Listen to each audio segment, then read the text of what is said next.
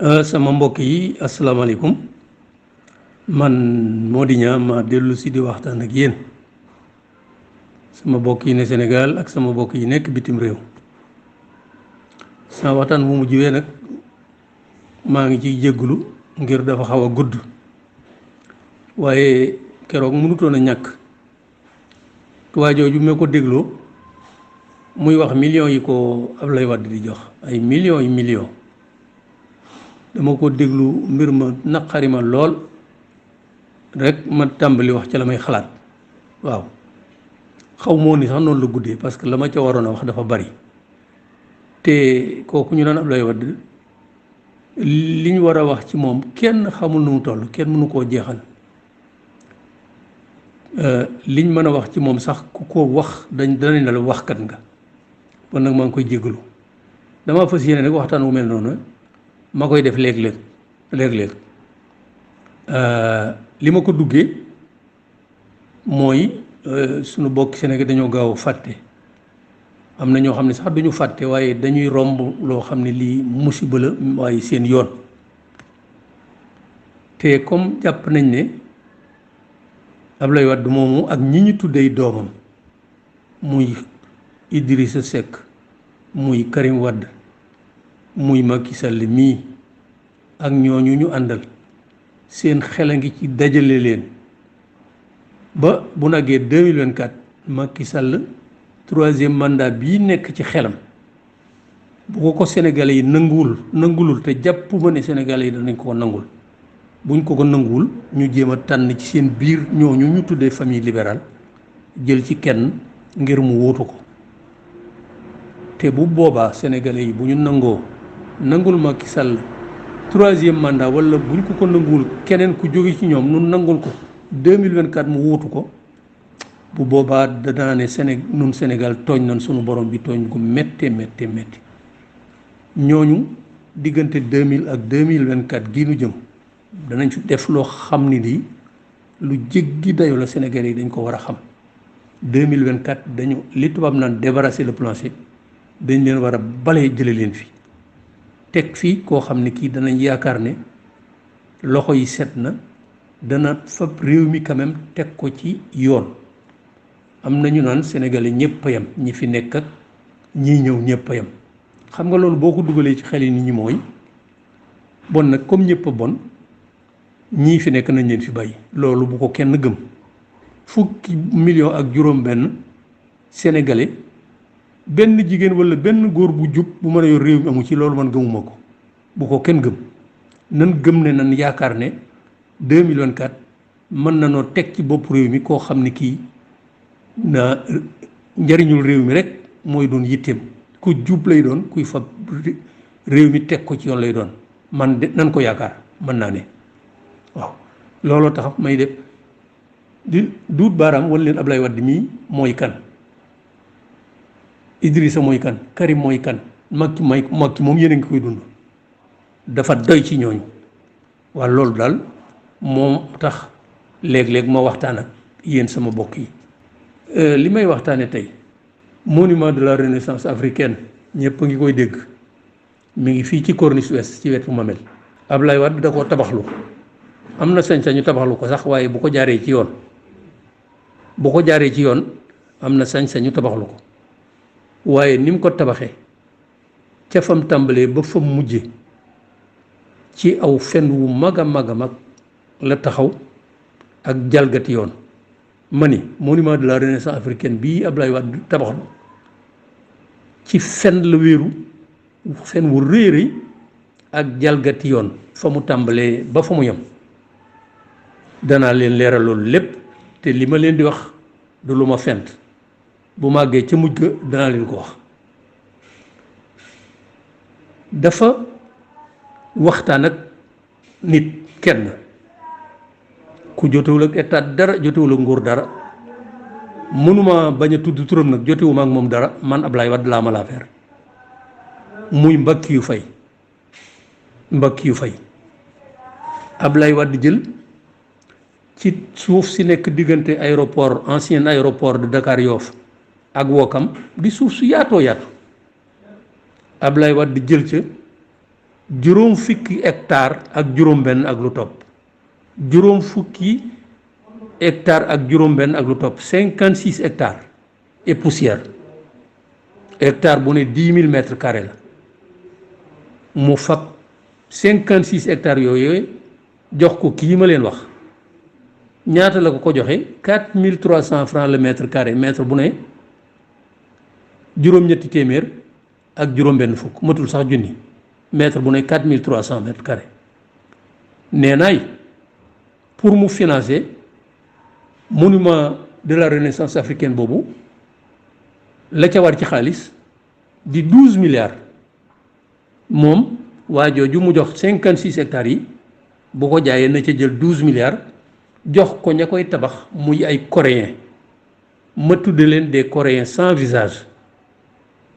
coréens yu kenn xamul nu ñu mel ak fu ñu jógee kenn musu leen man de musuma leen a gis donc mu jox ko 56 hectares juróom fukki hectares ak juróom-benn ne ko bu ko jaayee na ci jël fukki milliards ak ñaar jox ko coréens yi war a tabax monument de la renaissance africaine boobu. fen wu njëkk wi dafa ne da ko jox 56 hectares yi ci li ñu naan dation de paiement ci loolu la ko joxe juróom fukki milliards yi ak juróom-benn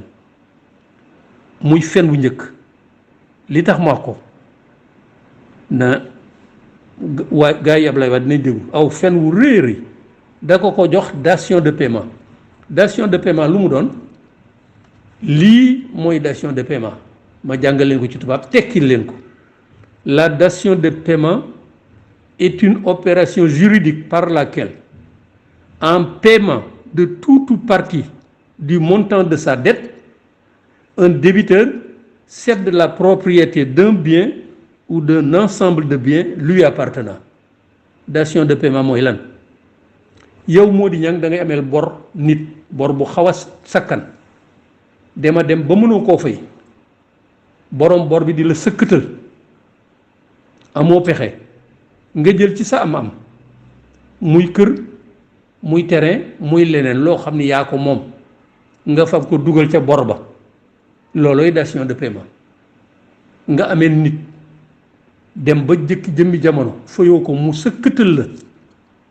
yoruloo ko fay ci saasa nga fab ci li nga moom muy kër muy terrain nga dugal ko ca bor ba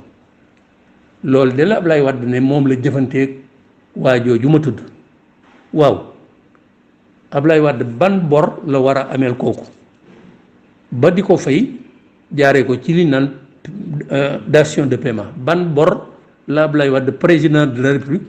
war a ameel kooku ba di ko jox 56 milliards 56 hectares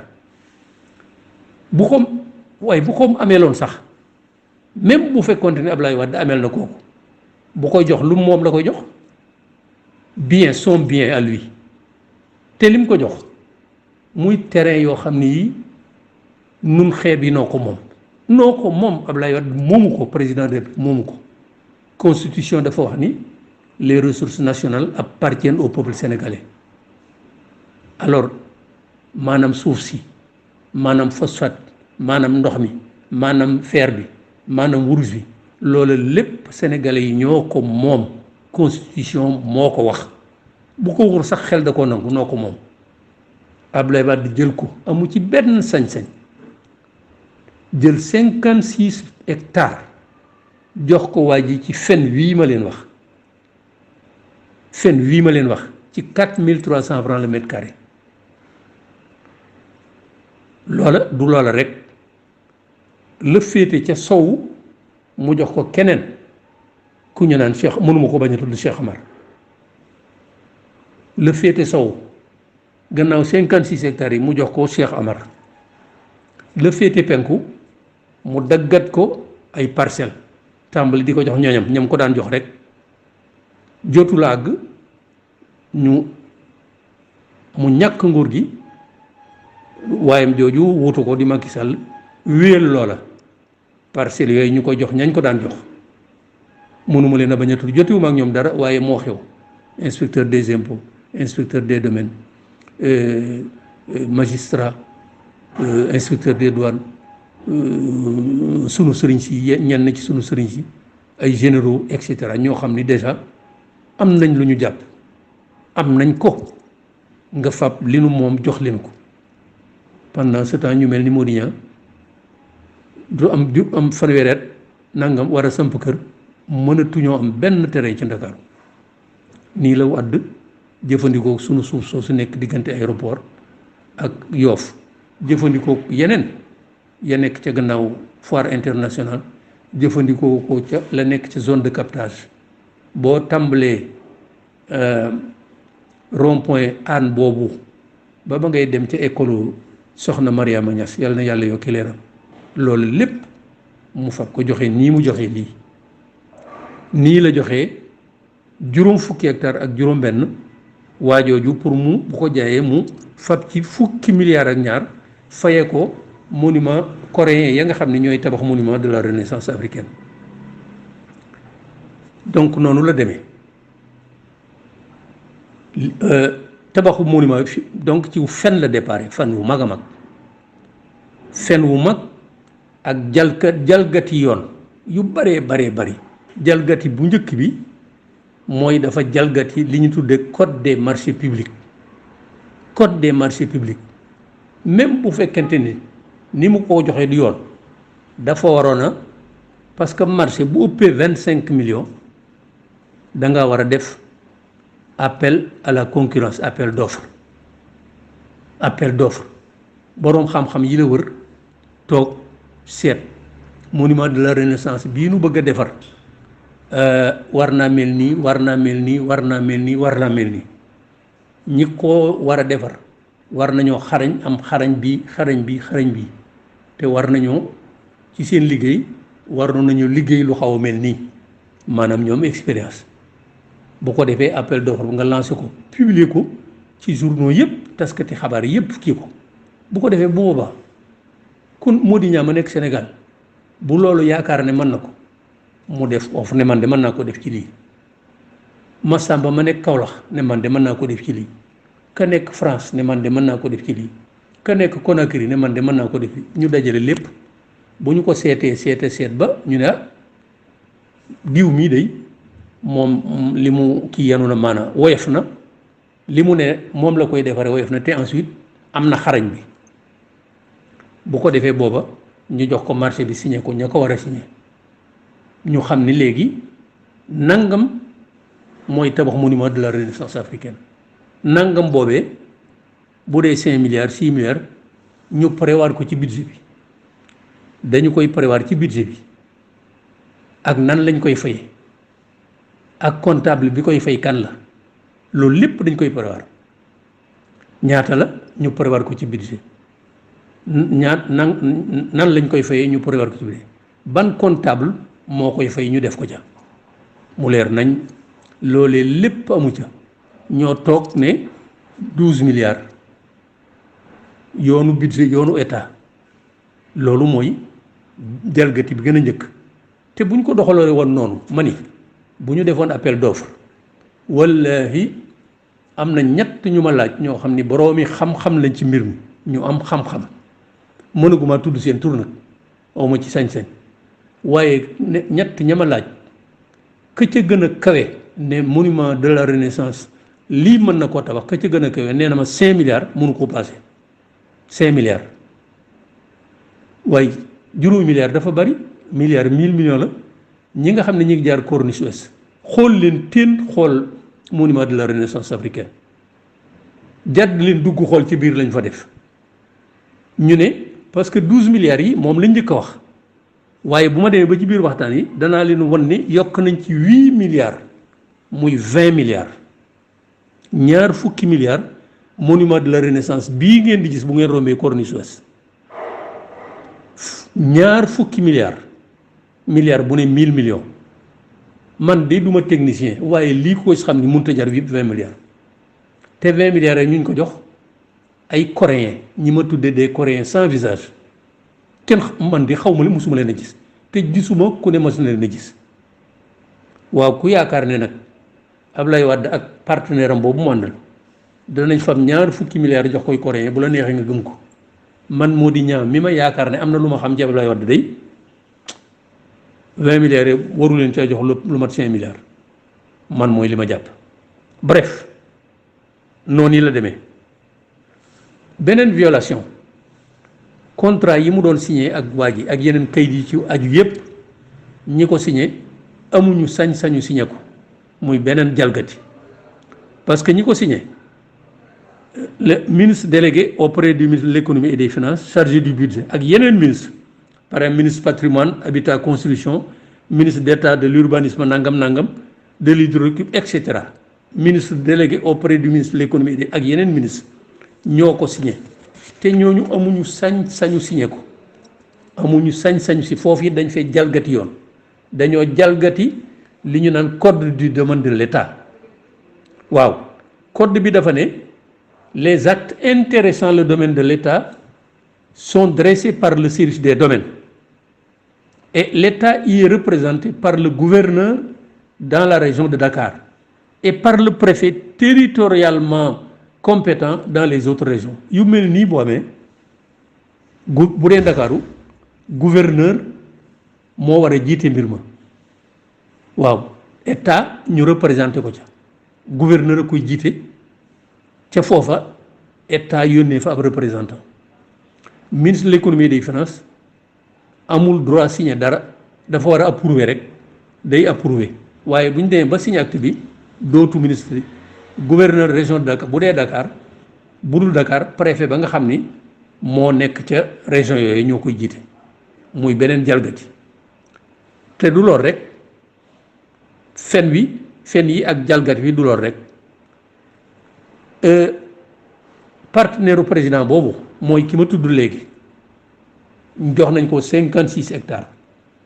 56 hectares lu mu njëkk a def ñu bari nee nañu Wade moo ko digal ñooñee mu koy jaay soxlawuñ ko woon mais Wade moo leen ko digal ñu bari wax nañ ko waaye li ma wax nag nekkul ci fi ma sukkandiku pour wax lii parce que man maa ngi sukkandiku ci rapport inspection générale d'État dana leen ko leeral léegi am na ñu ne ñu bari ñu ma ko wax ñu jege ngóor ga nee nañ ma Wade moo wax IPRES ak caisse de sécurité sociale ñu jënd lii leen partenaire bi war a jaay donc 56 hectares ya mu jël ca ñaari parcelle bii mu jaay ko caisse de sécurité sociale bii mu jaay ko IPRES ñoom ñaar am na ca fanweeri milliards ak lu topp ñaari parcelles yi bii mu jaay IPRES bii mu jaay ko caisse de sécurité am na ca fanweeri milliards yooyu buñ ca génnee ay frais parce que def na lotissement nag waaye ñi dëkk foofu xam nañ lotissement ba na mu demee ak ya ca manqué lépp bref ba mu ca dindee frais ñaari parcelles yooyu mu jaay IPRES ak caisse de sécurité sociale am na ca bénéfice 7 milliards 652 950 francs 7 milliards 652 millions 950 mille francs bénéfice te fekk mu dese fanweeri hectare ak juróom-benn mani ba mu fabee ñaari parcelle jaay ko IPRES ak caisse de sécurité sociale ci lu toll ci fanweeri milliards ak lu topp am na ca ngañaay bénéfice 7 milliards 652 950 francs te dese nag fanweeri milliards ak juróom-benn fanweeri milliards ak kooku bu ko jaayee dana ci amaat lu ëpp 7 milliards yi boo ko toppee lu bon 15 milliards dana ko am ci lu bon laa leen wax de dana ko am ci 56 milliards yooyu ñu ko jox 56 hectares yi ñu ko jox ci 4300 francs le mètre carré Wade bu ne day tabax yi milliardaire nu gëm ko nee na da koo jàng cay ko jàngul dara lii moom yomb na lii de mën naa ko ñëpp mën nañ ko du lu mu jàng daa ñeme yàlla dong daa ñeme yàlla te bëggub xaalis parce que kenn du jàpp ne ñaar fukki milliards yi ñu ne jox nañ ko ñooñee Wade ak partenaire bi dinañ ko kenn gëmu ko bref wax na dëgg mën naa tabax milliardaire waaye nii la ko mën a tabaxee te li metti mooy jëfante bii moom ngóor soosu ak IPRES ak caisse de sécurité sociale yooyu demante bi dikk bi dafa am lu ca état war a am daanaka état mu ca dara daanaka état mu ca dara te li ci gën a kii ñu ne waaw IPRES ak caisse de sécurité sociale ay démembrement de l'État ci biir état lañ bokk mu ngi mel ni borom kër gu mag am kër gu mag ay néeg ya IPRES ak caisse de sécurité sociale néeg ya ca biir borom kër ga lañ nekk ca biir kër ga ay démembrement de l'État la ci biir état la ñu ne waaw lu tax état jaayalu ko boppam waaye bu bëggee jaay kay état am na yoon wu mu war a jaar pour jaay ko ñoom lu tax jaayalu ko boppam Ablaye ne leen fa tegg dem wuti un partenaire privé kii ma leen wax ci condition yii mu jox ko 56 milliards yi loolu moom xel nangu ko waaye ba tey nu dellu si ci 12 milliards yi nga xam ne bii ca ba ñuy door la ñu ne moom la ñuy fay coréen ya danañ ñu dem a dem ba ñu ne yokk def nañ avenant mooy buñ la joxee ab marché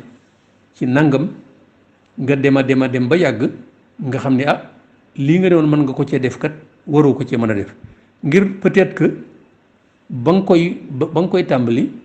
matériel ba ciment baak fer baak nangam lañ doon jar yokku na lool bu boobaa ñi ngi ko digaleel da ngay laaj avenant parce que da nga doon mën nga ko def ñaari téeméer mënatoo ko def ñaari téeméer il faut nga yokk ca dara looluy avenant ñoom dañoo xëy rek ne avenant 8 milliards yu yokk ci 12 millions te avenant même bu fekkente ni ñi ngi ko digaleel nangu nañ ko avenant par exemple bu dee 100 francs avenant ba mënut a passer 25 francs maanaam 25% du montant initial la ñu ne woon moom lañ koy tabaxee boo bëggee avenant loo ci yokk ba mun la weesu 25% la ñu njëkk ne moom lañ koy defaree ñoom seen avenant bi 8 milliards te avenant bala nga koo def da nga koy sukkandiku ci lu dossier technique wane ne lii moo tax lu leer nañ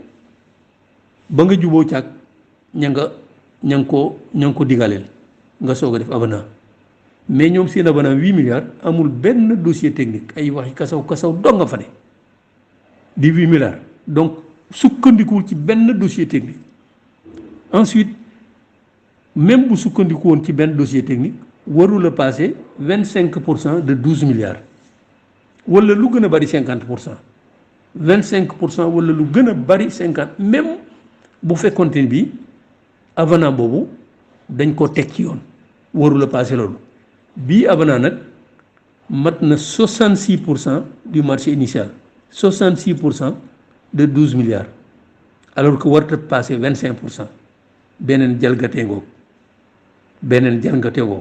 8 milliards ñoo ko ca muy 20 milliards waaye sama bokk yi kan mooy gëm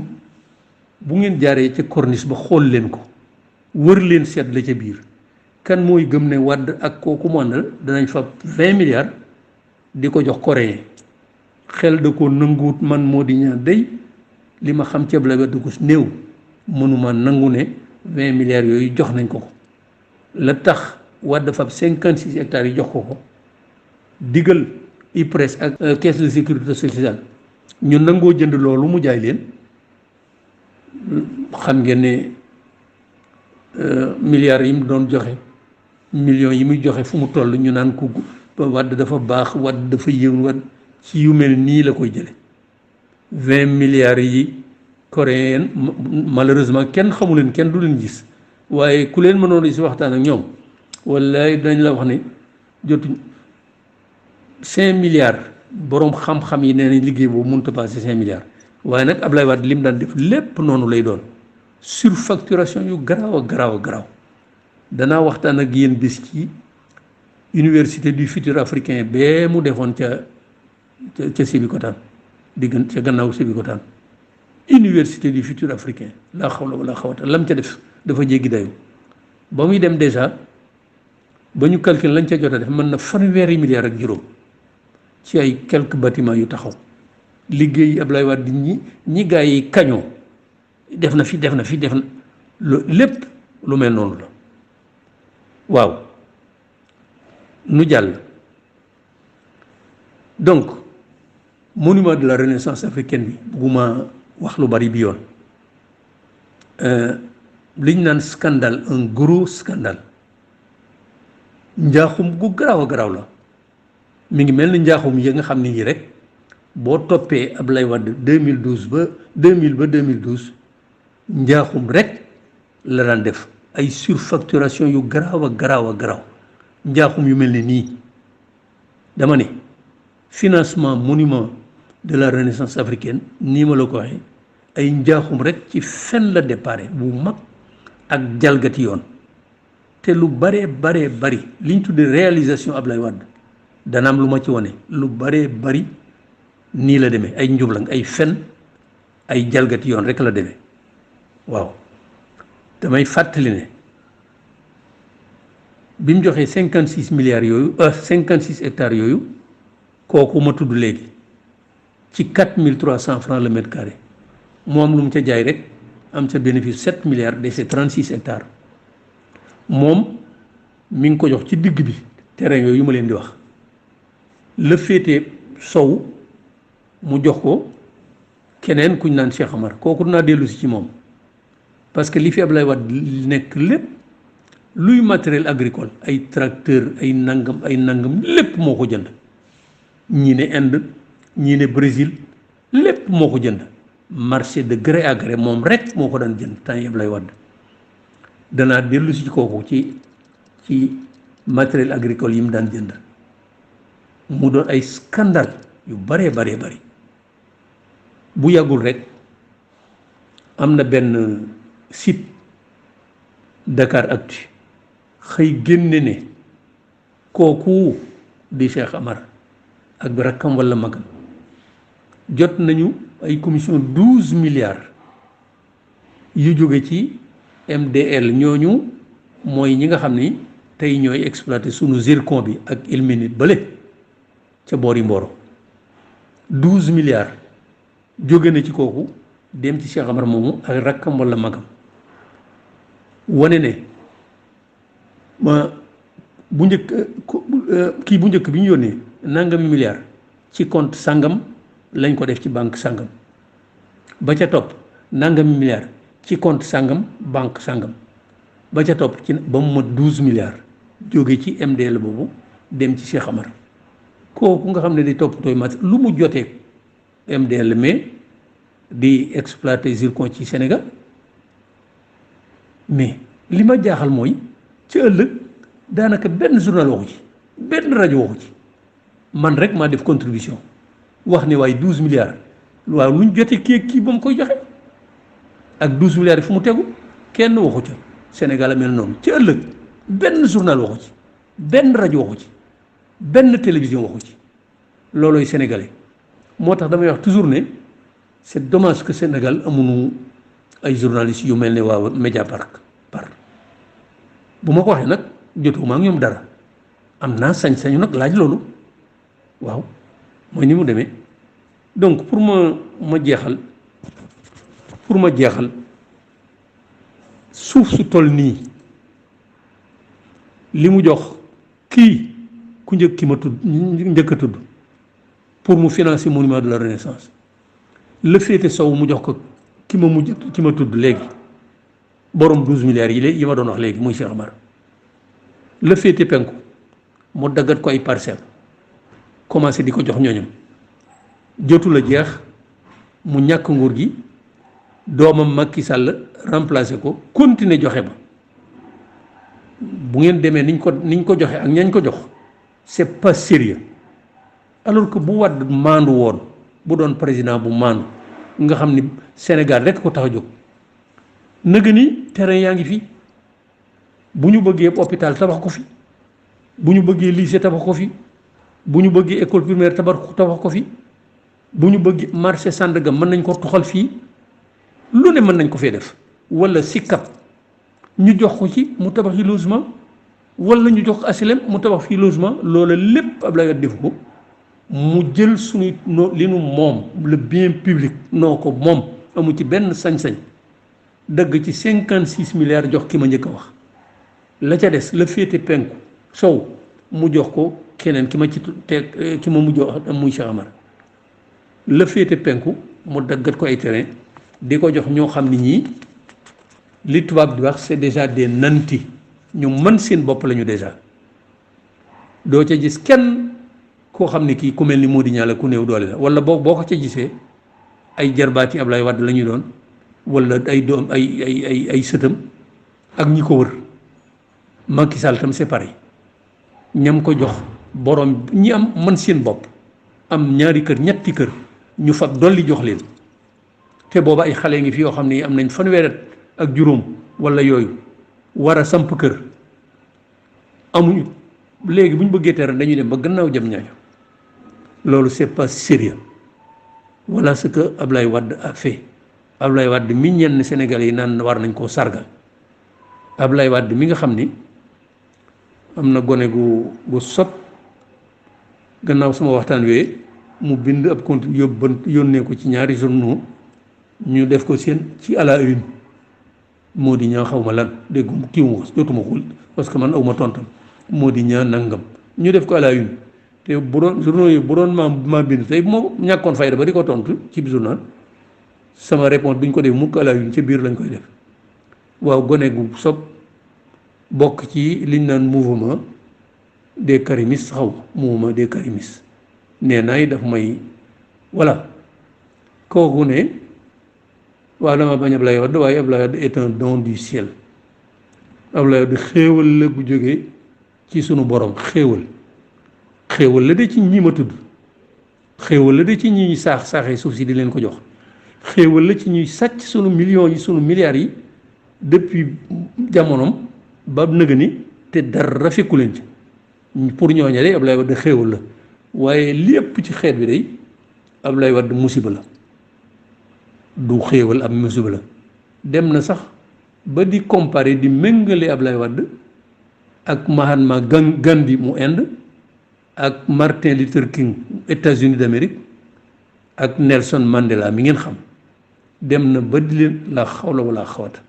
Ablaye Wade nga koy méngale ak Mandela Martin Luther King Mahatma Gandhi la xawla wala xawata ma ni Mahatma Gandhi Martin Luther King ak Nelson Mandela du ñu fen du ñu sàcc du ñu fen du ñu sàcc ma ni ñett ñooñu du ñu fen du ñu sàcc lu ñu xam la mais comparé leen nag Ablaye Wade nag man dafa jéggi dayo waaw ñooñee du ñu fen du ñu sàcc du ñu rey nit dama ni Nelson Mandela ma njëkk ca Mahatma Gandhi Martin Luther King Nelson Mandela du ñu fen du ñu sàcc du ñu rey nit méngale leen nag góor gi ñu naan Ablaye Wade dafa jéggi dayoo du ñu rey ñu njëkk ña sax Mahatma Gandhi ak Martin Luther King dañ leen a rey ñooñu de du ñu fen ñooñu de du ñu sàcc ñooñu de du ñu rey foofu daal lay yem ak yéen sama mbokk yi xaw naa gudd sax waaye mënut a ñàkk li ma ci war a wax lépp mënuma ko wax te may leeral ne lii may wax lépp du dara lu ma ci sos dama ne njaaxum yi ma wax tubaab di ko wax scandale yii ma wax fii te bàyyi ci yu baree bari pour ma bañ fi bañ a gudd njaaxum yépp inspection générale d'État ñoom ñoo ko constaté ci seen rapport public sur l'état de la gouvernance et de la reddition des comptes juillet 2014 page 67 76 ma ni njaaxum yi Ablaye Wade yi mu def ak ñooñu mu àndal te waxuma yépp am na yu baree bari ña nga ca biir waaye dama bañ mbir mi gën a gudd ma ni njaaxum yooyu yépp inspection générale d'État ñoo ci duut baaraam ci seen li ñu tuddee rapport public sur l'état de la gouvernance et de la reddition des comptes juillet 2014 fu ñu ko defee ca page 67 ba page 76 ñi am jot nañ fa dem danañ gis yeneen njaaxum yu dul yi ma leen wax bon nag maa ngi leen di gërëm di leen sant te di jégalu xaw naa gudd waaye mënut a bañ a gudd scandale yi njaaxum yi daa bari dama cee tànn rek lii ma wax ak yéen waaye lu bare nga ci biir ñi am jot nañ dem xool ko dañ ne ah Mody Niang am na lu mu bàyyi woon ci lii bu nu toogee ba jëmi jamono nag danaa jël beneen njaaxum beneen thème njaaxum yi Ablaye Wade ma waxtaanee ko ci yéen pour ñu xam ni moom kat ak lu laal ci moom 2024 dañ fa war a jóge jàmm ak jàmm.